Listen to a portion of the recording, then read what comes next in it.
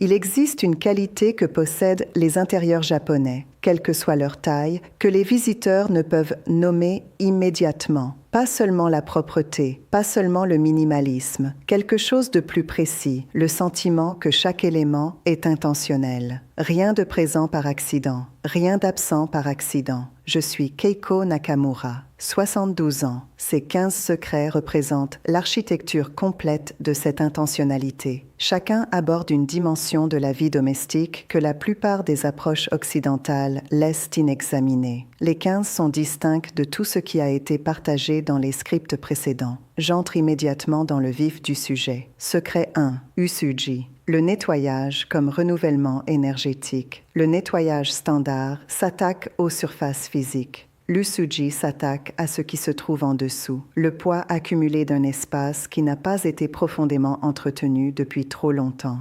Vous avez fait l'expérience de la différence entre une pièce techniquement propre et une pièce qui se sent véritablement propre. Cette distinction est réelle et spécifique. Un nettoyage profond et intentionnel qui atteint les coins oubliés, déplace les meubles pour s'occuper de ce qui vit en dessous et derrière, ouvre les fenêtres pour remplacer l'air vicié et se termine par une présence délibérée dans l'espace renouvelé produit un résultat que le nettoyage de surface ne peut atteindre. L'usuji est traditionnellement pratiqué en fin d'année au Japon, mais s'applique à tout intervalle que vous choisissez. Un espace à la fois. Tout est retiré. Chaque surface est nettoyée, y compris celle normalement invisible. Chaque coin est examiné. Le tout accompli avec une véritable présence plutôt qu'une obligation précipitée. Créer un rituel usuji mensuel pour une zone en rotation, pas une session de ménage, une cérémonie de renouvellement. La différence dans la sensation de l'espace après est immédiate et indéniable. Secret 2, danshari raffiné, refuser, jeter, se séparer. La plupart des gens qui appliquent le danshari se concentrent sur le fait de jeter. Les éléments refuser et se séparer sont tout aussi importants et produisent des résultats différents. Refuser opère au point d'acquisition. Avant qu'un objet n'entre dans votre maison, vous refusez l'entrée s'il ne peut justifier sa place. C'est du désencombrement en amont, prévenant l'accumulation qui nécessite un effort en aval. La plupart des approches organisationnelles ne s'occupent que de ce qui est déjà présent. Le danshari s'occupe de la valve d'entrée. Se séparer concerne votre relation psychologique avec les objets. Lorsque vous vous êtes véritablement séparé de quelque chose, reconnaissant qu'il ne représente pas votre moi actuel, le relâcher devient simple plutôt qu'un effort. Outils pratiques. Un panier danshari permanent dans votre maison. Tout au long de chaque semaine, les objets qui échouent au test du mois actuel vont directement dans ce panier sans délibération. Une fois par mois, donner ou jeter le contenu. Un processus continu à faible effort empêche l'accumulation qui nécessite un purge périodique écrasant. Secret 3. Kodo, l'architecture de l'arôme. Le kodo, la voie japonaise de l'encens et de l'arôme, comprend quelque chose de neurologiquement précis. La mémoire olfactive est la voie sensorielle la plus directe vers l'état émotionnel. Le parfum d'un espace affecte comment vous vous y sentez plus rapidement et plus puissamment que n'importe quel changement visuel. Il ne s'agit pas de masquer les odeurs. Il s'agit de construire délibérément l'identité sensorielle de chaque espace. Différents espaces portent différentes fonctions et leur parfum devrait soutenir ces fonctions. Les espaces de repos bénéficient de lavande, de bois de cèdre ou de santal. Les espaces de travail bénéficient d'agrumes ou de thé vert qui favorisent la vigilance. Les espaces de cuisine bénéficient d'arômes naturels frais plutôt que de parfums artificiels. L'application est simple mais nécessite de l'intentionnalité. Un diffuseur avec une huile appropriée, des sachets naturels dans les tiroirs, des combinaisons aromatiques mijotées avant les sessions de nettoyage. Lorsque votre maison a un parfum cohérent et approprié, elle se sent véritablement propre, même entre les sessions de nettoyage. Le parfum est l'outil le plus sous-utilisé dans la gestion domestique. Secret 4. Kaizen no Kukai. La maison en évolution continue. Votre maison n'est pas un projet terminé, c'est un système vivant qui devrait s'adapter continuellement à votre vie en évolution. Le Kaizen appliqué à l'espace domestique signifie examiner régulièrement si les arrangements actuels servent encore votre vie actuelle. La plupart des maisons sont arrangées une fois et maintenues dans cet arrangement indéfiniment, quelle que soit l'évolution de la vie. L'agencement des meubles qui avait du sens il y a 3 ans peut créer des frictions aujourd'hui. Le système de rangement qui fonctionnait sous les routines précédentes peut maintenant obstruer plutôt que faciliter. Chaque mois, passez 20 minutes à parcourir votre maison avec une question. Cet arrangement sert-il encore comment je vis réellement? Pas comment je devrais théoriquement vivre, comment je me déplace réellement dans mes journées. Lorsque quelque chose vous frustre constamment, lorsqu'un tiroir est toujours désordonné, peu importe combien de fois vous vous en occupez, lorsque les meubles accumulent perpétuellement des objets qui n'y appartiennent pas, ce sont des défaillances du système, pas des échecs personnels. La réponse Kaizen est l'ajustement, pas un effort redoublé dans un système cassé. Une maison en amélioration douce continue ne nécessite jamais de révision dramatique. Secret 5. Kokoro,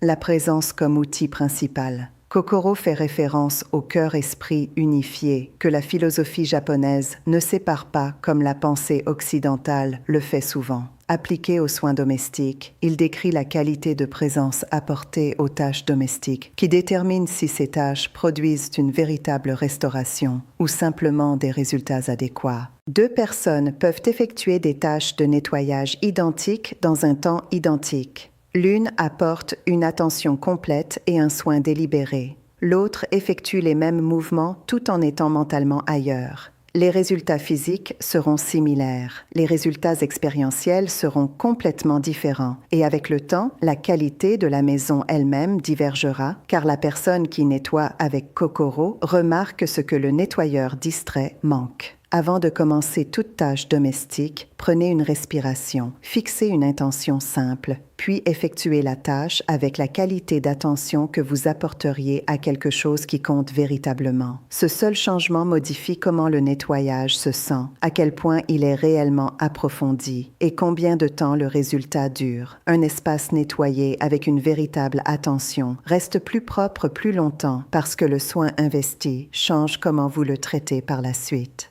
Secret 6. Hashimoto. La fondation de tout Hashimoto signifie « au pied ». Dans la philosophie domestique japonaise, le sol est la fondation de toute la qualité énergétique de la maison.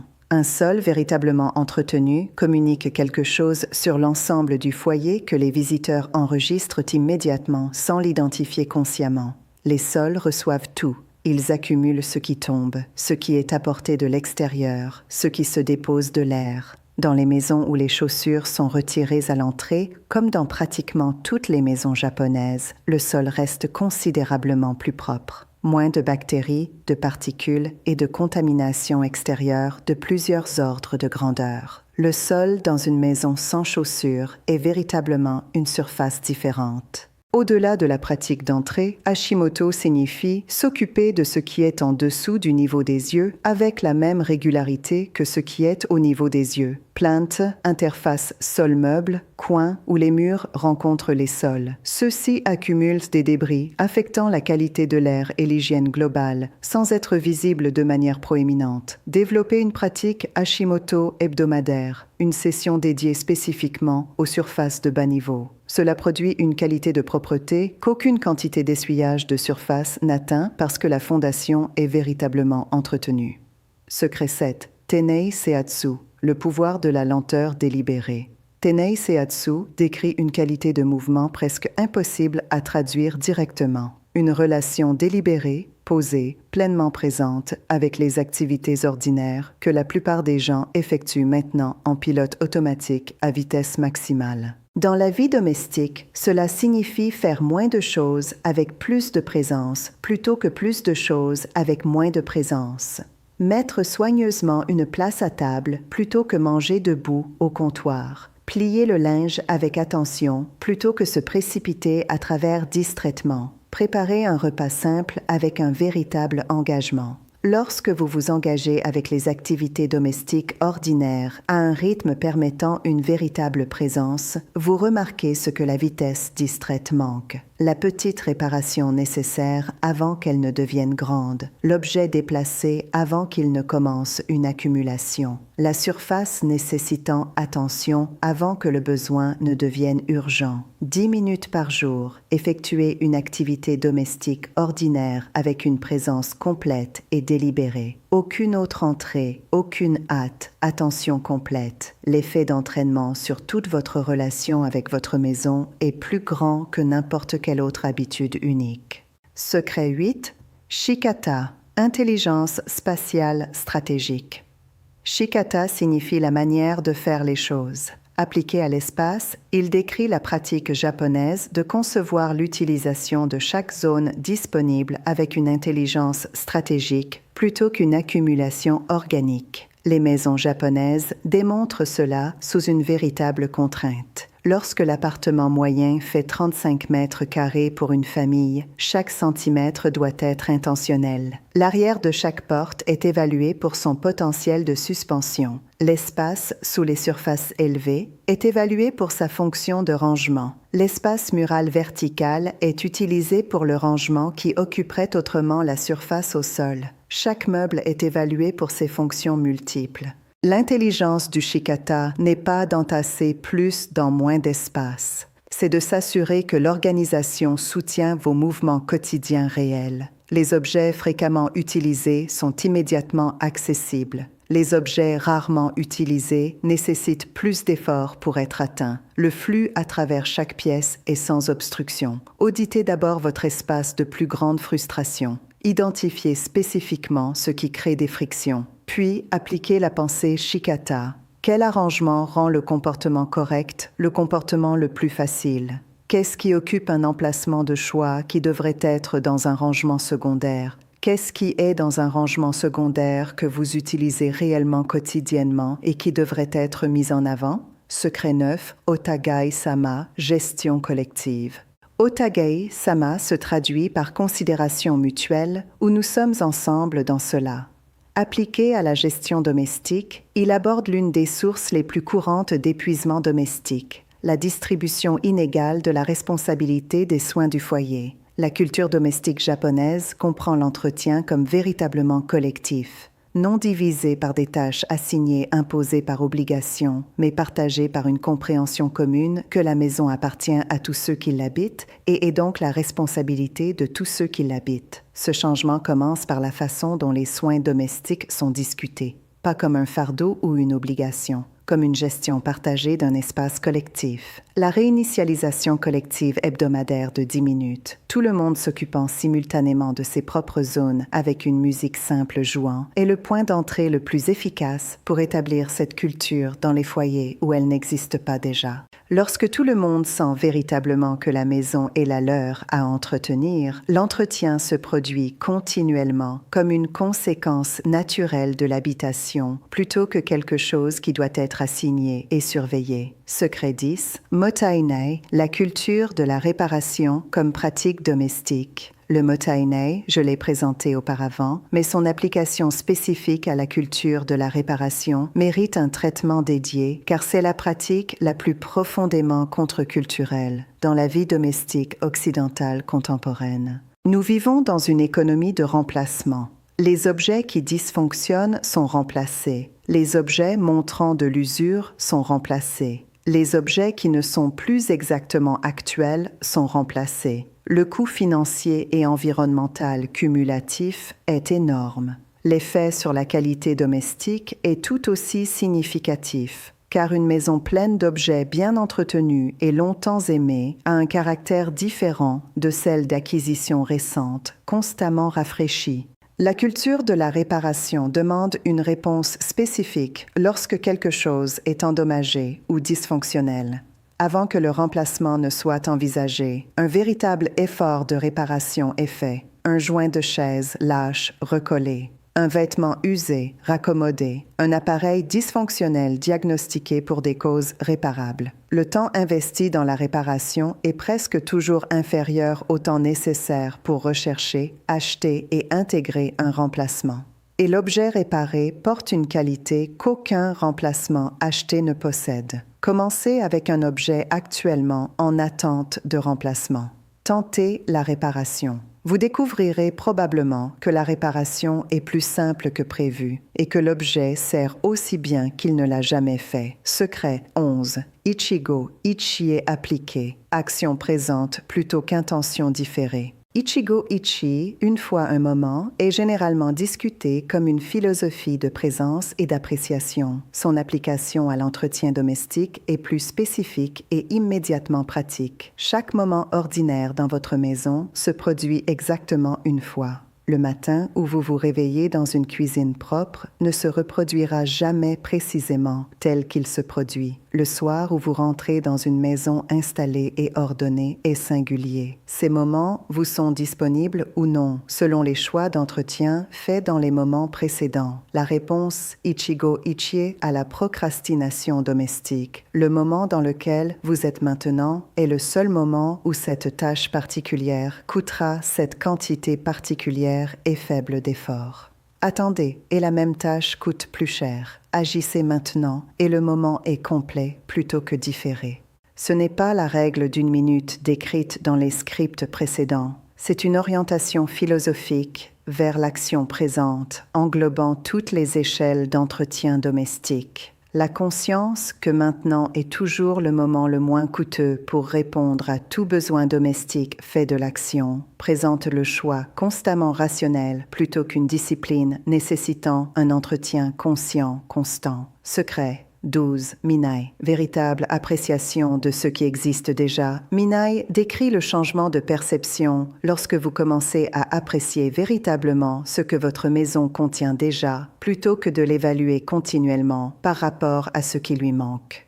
La plupart de l'insatisfaction avec les environnements domestiques ne vient pas de ce qui est objectivement faux, mais de la comparaison habituelle entre ce qui existe et ce qui est imaginé. Le balayage continu pour ce qui pourrait être amélioré, ce qui est dépassé, ce qui aurait l'air mieux remplacé, produit une insatisfaction continue de bas niveau qu'aucune acquisition ne résout parce que l'habitude de balayage reste quel que soit ce qui est acheté. La pratique Minae interrompt cette habitude en dirigeant l'attention spécifiquement vers ce qui est déjà présent et déjà bon. La chaise qui a servi confortablement pendant 15 ans. La vue depuis la fenêtre de la cuisine que vous avez cessé de remarquer. La qualité de la lumière de l'après-midi qui a toujours été là. Une attention délibérée régulière à ce qui fonctionne déjà produit un contentement véritable qu'aucun achat ne fabrique. Bénéfice organisationnel direct. Lorsque vous appréciez ce que vous avez, vous l'entretenez mieux, le rangez plus soigneusement, réparez plutôt que remplacez. La maison devient une collection organisée d'objets véritablement valorisés plutôt qu'un inventaire constamment rafraîchi d'acquisitions récentes. Secret 13. Architecture sensorielle du repos. Le design domestique japonais comprend que différents espaces devraient activer différents états du système nerveux et que cette activation se produit par le design sensoriel plutôt que par la volonté. Un espace conçu pour le repos ne devrait contenir aucun élément sensoriel activant l'état d'alerte. Pas d'écran, pas de matériel de travail, pas de complexité visuelle nécessitant un traitement continu. Le parfum, la qualité de la lumière, la température, l'environnement sonore et la complexité visuelle d'un espace de sommeil devraient tous communiquer au système nerveux que c'est un lieu pour une excitation réduite et une restauration. La plupart des chambres occidentales travaillent activement contre cette fonction. Équipement de travail associant l'espace à l'obligation productive. Complexité visuelle stimulante. Lumière artificielle avec des températures de couleur supprimant la mélatonine. Ce ne sont pas simplement des préoccupations esthétiques. Elles ont des effets physiologiques directs sur la qualité du sommeil. Auditez votre chambre spécifiquement comme un environnement sensoriel conçu pour le repos. Identifiez chaque élément communiquant la vigilance ou l'obligation plutôt que le repos. Retirez-le ou déplacez-le. L'amélioration de la qualité du sommeil suite à la refonte de l'environnement sensoriel est parmi les transformations domestiques les plus immédiates et significatives disponibles, ne nécessitant aucun achat. Secret 14. La pause transitionnelle. Entrez différemment. Le moment d'entrer dans votre maison est l'une des transitions quotidiennes psychologiquement les plus significatives que vous faites, et la plupart des gens la font entièrement inconsciemment, transportant le stress de leur journée extérieure directement dans leur espace domestique. Le rituel d'entrée japonais, la pratique du genkan, de retirer les chaussures et de faire une pause au seuil, n'est pas simplement de l'hygiène. C'est une pause transitionnelle délibérée, marquant le mouvement de l'extérieur vers l'intérieur, du public au privé, des demandes du monde au refuge du foyer. Vous pouvez créer cette pause quelle que soit la conception physique de l'entrée de votre maison. Elle ne nécessite qu'un moment d'arrêt délibéré. À votre entrée, avant d'entrer complètement, faites une pause. Prenez une respiration. Relâchez consciemment la tension accumulée des heures précédentes. Fixez une intention simple pour votre temps à la maison. 15 secondes. Son effet sur votre expérience domestique est disproportionné par rapport à sa durée car il change l'état que vous apportez dans l'espace. Vous entrez présent plutôt que préoccupé, véritablement à la maison plutôt que mentalement encore ailleurs. Une personne véritablement présente dans sa maison la remarque, l'apprécie et l'entretient de manière qu'une personne préoccupée ne fait tout simplement pas. Secret. 15. La vie intégrée, la maison comme pratique quotidienne. Le 15e secret tient tous les autres ensemble et leur donne leur signification la plus profonde. Ce n'est pas une technique ou une méthode, c'est une compréhension. Votre maison n'est pas séparée de votre vie. Pas le conteneur dans lequel votre vie se passe pendant que votre vrai moi existe ailleurs dans des activités plus importantes. Votre maison est l'environnement principal de votre existence. La qualité d'attention que vous lui apportez, le soin que vous investissez à l'entretenir, l'intention derrière chaque objet que vous gardez en elle, ce ne sont pas des préoccupations domestiques triviales. Ce sont des expressions de comment vous comprenez votre propre vie et de ce que vous croyez qu'elle mérite. La philosophie domestique japonaise ne sépare pas l'entretien d'une maison de la cultivation du soi parce qu'elle comprend ces pratiques comme la même pratique exprimée dans différents registres. Lorsque vous prenez soin de votre maison avec attention et intention, vous pratiquez la même qualité de présence qui améliore chaque autre dimension de votre vie. Lorsque vous permettez à votre maison de dériver vers le désordre par inattention, vous pratiquez le même schéma d'attention différé qui crée des problèmes partout ailleurs. La maison est une pratique quotidienne. Chaque matin, vous lui apportez de la présence ou vous ne le faites pas. Chaque soir, vous la restaurez à l'ordre ou vous différez cette restauration. Chaque semaine, vous entretenez ces systèmes ou vous les laissez dériver. Ce ne sont pas de grandes décisions. Ce sont de petites décisions prises continuellement, mais elles se composent sur des mois et des années, en soit une maison qui vous soutient et vous restaure véritablement, soit une qui vous draine et vous frustre continuellement. Ces 15 secrets, appliqués de manière cohérente, construisent le premier type de maison, non pas parce qu'ils sont difficiles ou exigeants, mais parce qu'ils redirigent vos petites décisions quotidiennes vers le résultat cumulatif d'un espace reflétant votre meilleur soin. Cette maison existe déjà comme une possibilité. Ces secrets sont simplement le chemin vers elle.